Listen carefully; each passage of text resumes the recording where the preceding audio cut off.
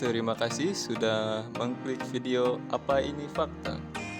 Dalam video pertama channel ini, Babang mau memberikan beberapa fakta unik tentang kota Depok, yang tentunya kota kelahiran Babang. Bukan hanya ada Ayu Ting Ting, babi ngepet, UFO, dan begal yang ada di Depok, tapi fakta yang mungkin baru kalian tahu selama ini tentang kota Depok. Yuk simak selengkapnya. Selama ini kita mengenal kota Depok sebagai salah satu kota di Provinsi Jawa Barat, kota yang berbatasan langsung dengan DKI Jakarta. Ikon kota Depok yaitu buah belimbing sebagai ikonnya. Ternyata pernah menjadi negara yang berdaulat sebelum Republik Indonesia ada. Disebutkan, kota yang berada persis di sebelah selatan Jakarta ini sempat tidak mengakui kemerdekaan Indonesia setelah diumumkan oleh Presiden Soekarno di tahun 1945. Berikut 7 fakta tentang Depok yang jarang orang tahu. 1. Digagas oleh anggota VOC. Cornelis Castellin merupakan tuan tanah yang baik hati, bahkan menentang segala kebijakan kolonialisme yang menyiksa para rakyat Indonesia di masa lalu. Dikutip dari History ID, Castellin merupakan seorang warga negara Belanda yang kebetulan keturunan Perancis. Dia memiliki peran penting di kongsi dagang VOC. Ia berperan sebagai pencatat tata kelola buku dagangan dan bisnis di tahun 1675. Semakin berjalannya waktu, ia merasa tak sejalan dengan konsep VOC yang banyak membebani rakyat.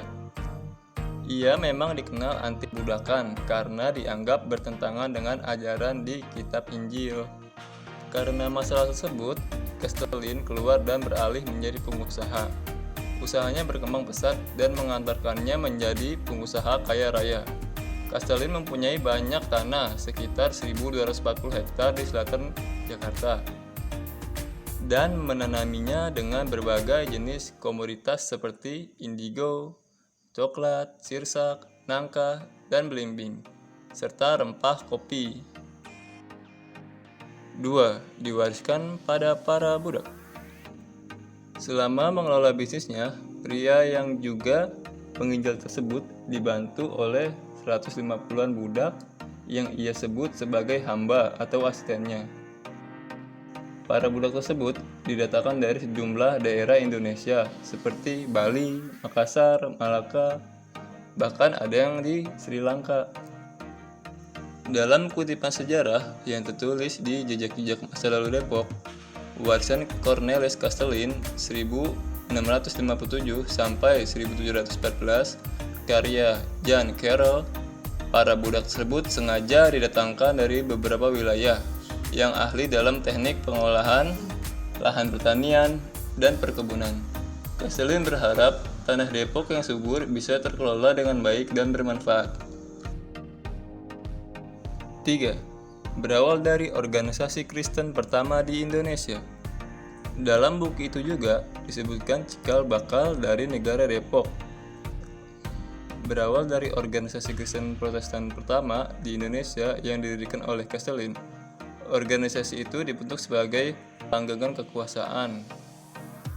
Salah satu tujuan didirikan organisasi tersebut, ia mengenalkan agama melalui pendekatan yang lebih humanis. Pendekatan ini jauh dari kesan kekerasan dan perbudakan. 4.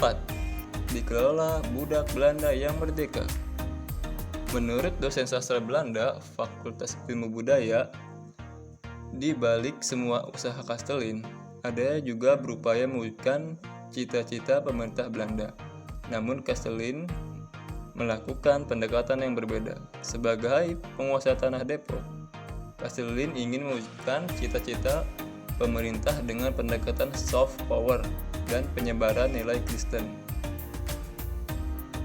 Para budak tersebut diwariskan 12 nama marga dari ajaran yang ia bawa, yaitu Bakas, Iska, Jacob, Jonathan, Joseph, Lauren, Linder, Lun, Samuel, Sudira, Tolens, dan Jadok.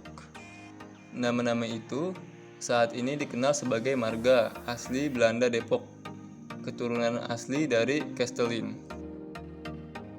5. Berdirinya negara Depok. Setelah Castellin wafat pada 28 Juni 1714, para budak lantas dimerdekakan dan membentuk semacam organisasi yang disempurnakan hingga menjadi sebuah sistem pemerintahan warisan Castellin dengan pemimpin tertinggi serta asisten yang merupakan cikal bakal presiden dan wakil presiden dari negara Depok. Dilansir dari laman arsip Lentera Timur, Depok terus berkembang hingga tahun 1871. Seorang advokat dari Belanda, Mr. Klein, merealisasikan perkembangan Depok menjadi sebuah republik dengan meletakkan batu pertama yang bernama Desa Republik. Pembentukan tersebut dipimpin oleh J. Jonathan, warga Belanda Depok yang dipilih menjadi presiden dan M.F. Jonathan sebagai wakilnya. Semenjak itu, negara Depok berdiri dan lahirlah semacam peraturan perundang-undangan negara di tahun 1871 hingga 1876. Peraturan tersebut kembali disempurnakan di tahun 1913 bernama Reglement van het Land Depok atau Regulasi Negara Depok. Dalam aturan itu disebutkan masa kepemimpinan presiden yang hanya boleh memimpin selama 3 tahun.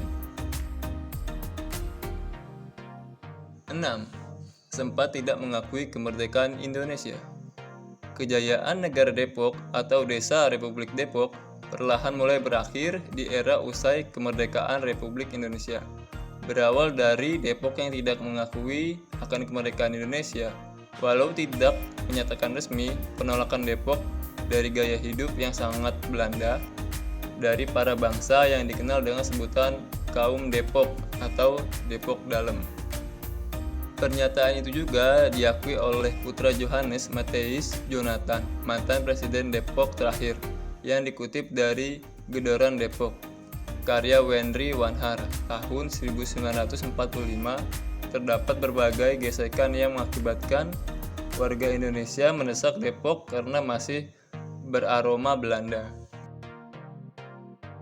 7. Sisa-sisa kejayaan negara Depok.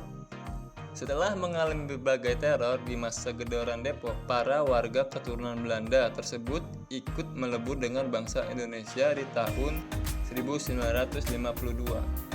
Mereka akhirnya mendirikan komunitas bernama Yayasan Lembaga Cornelis Castellin. Yayasan tersebut hingga kini menjadi perawat warisan berupa bangunan gereja, pemakaman Belanda, sekolah, dan hingga mengadakan berbagai kegiatan sosial. Nah, itu dia beberapa fakta tentang kota Depok, geng. Kalau ada kesalahan tolong di komen di bawah ya. Sampai jumpa di next video. Jangan lupa komen, like, subscribe. See you.